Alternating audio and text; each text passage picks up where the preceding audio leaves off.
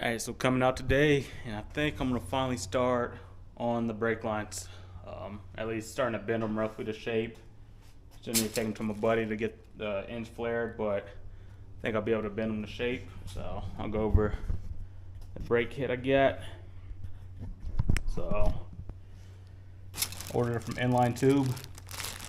I think the kit's like 69 bucks. So comes with the two different size brake lines. I think quarter and 3/16. That's the quarter. Might be the 3/16. So yeah, two different size brake lines. Thought about just stepping it up, doing the same one, but since the stock ones are two different sizes, might as well stick with it. So yeah, I think should be all the same.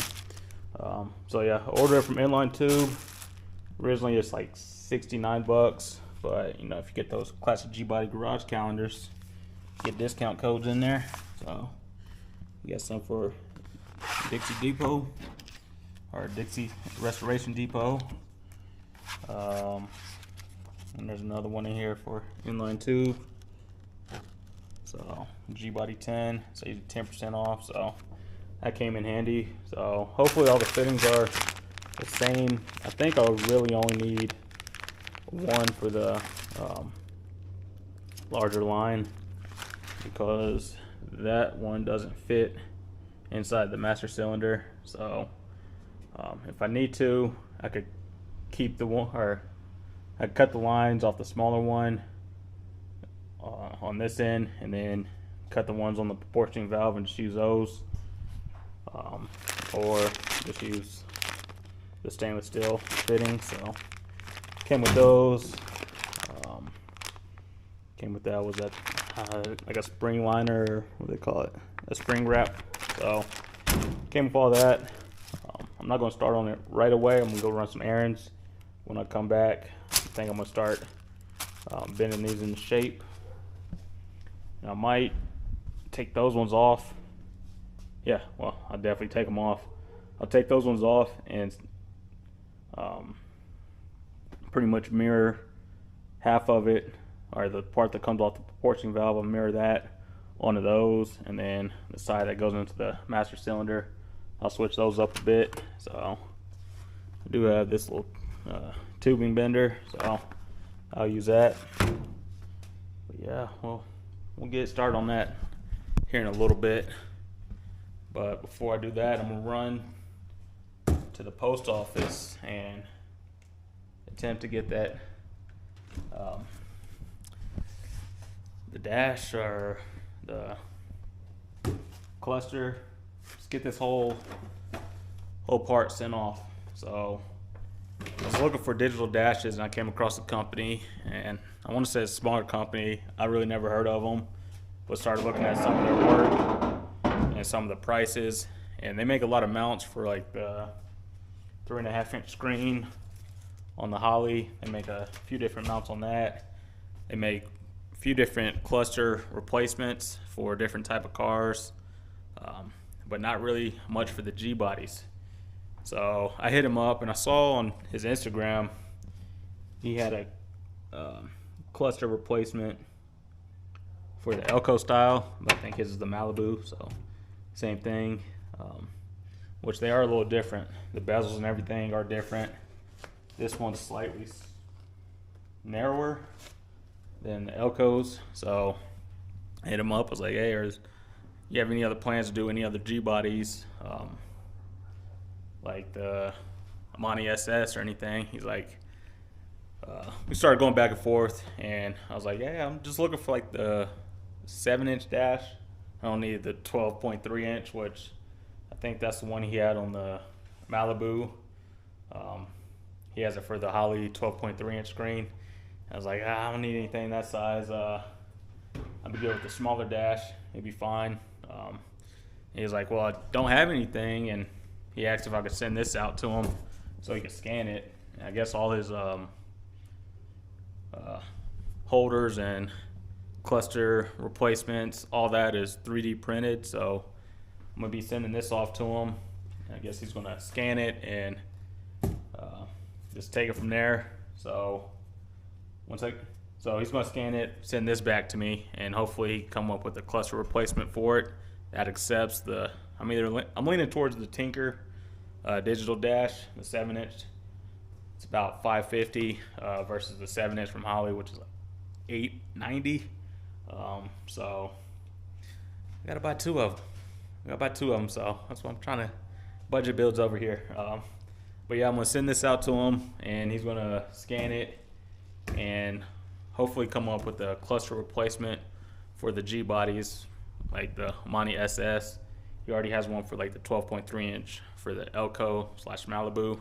So if we get it for the Monty, I know there's some people looking out there. I think like the Holly bezel and everything, you replace this whole piece and it just sits in this opening. The ones I've seen him do, I think, well, this isn't in the best shape, but this whole part will come out. I'm gonna send him everything, let him know he needs to take something out or something, but this whole piece gets removed so you can still use your original bezel if you wanted to, and throw that on top, and you'll have your screen sitting in there. So I told him there's a bunch of people looking for him. So I know people like the Dakota digitals and everything, or the actual like Guage looks, and I'm not a style of them, or I'm not a fan of the style. If I'm gonna do a digital dash, I want the whole screen just to light up. So that's kind of why I'm leaning towards that route. So I'll send that out to him. I think I could send it like this. If not, I'm gonna have to order buy a whole bunch of packaging tape and wrap the whole thing. But we'll see what the post office says. That's the only box I had that would fit the cluster. So yeah, we'll get this sent off to him, and when I get it back and see what he does, I'll give you guys more information on his page if you guys are interested in it. I told him I could send him a little bit of business. I'm not the biggest channel, but I told him I could get some people his way. So let me stop talking, get that sent out. When I get back, start bending these. But I think while I'm out, I think I figured the problem with the tire. I think it's the valve stem. It's leaking, so you know what? I'm gonna take this off, run it up to discount, and see if they could swap that out for me, and we'll go from there.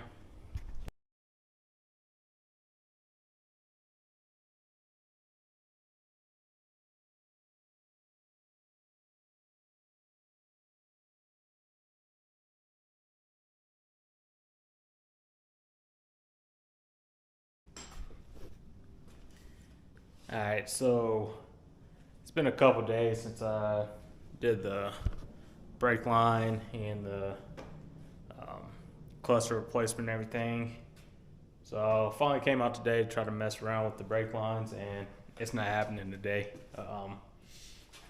Called it quits before I started just using up all the brake line and trying to bend it to shape and everything. It's not gonna happen. I even tried to take the original one off to try to duplicate it, but with this two bender, it's not gonna work. Just the angles and the bends and everything, and trying to hold this with one hand and bend it with the other.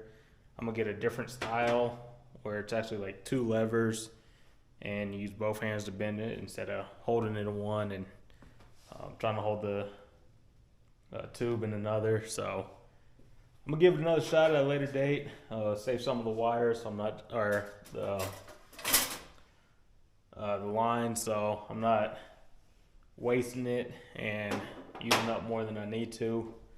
I also think I'm gonna grab some like wire coat hangers, and those will be a little bit easier to manipulate and bend in the directions that I need to. So probably grab a couple wire coat hangers and try to form the lines that way, or the shape at least, get the different two bender, and then try to just replicate it from the coat hanger to the brake line and see if that'll make it a little bit easier.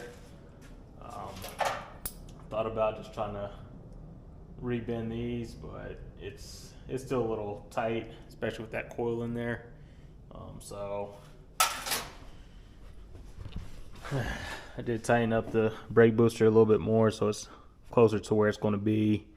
But even, you see how much I'd have to take out to get this over here. So trying to rebend these ones, it's not going to happen. I'd rather keep these in case I ever need to replace the Elcos or something. But yeah, this setup isn't going to work. Also, I thought I was going to have all the fittings I needed. Nope. So I'm going to have to find, I think the 1/4 inch is good. I think 3/16. I'm going to have to find one of those. 3/16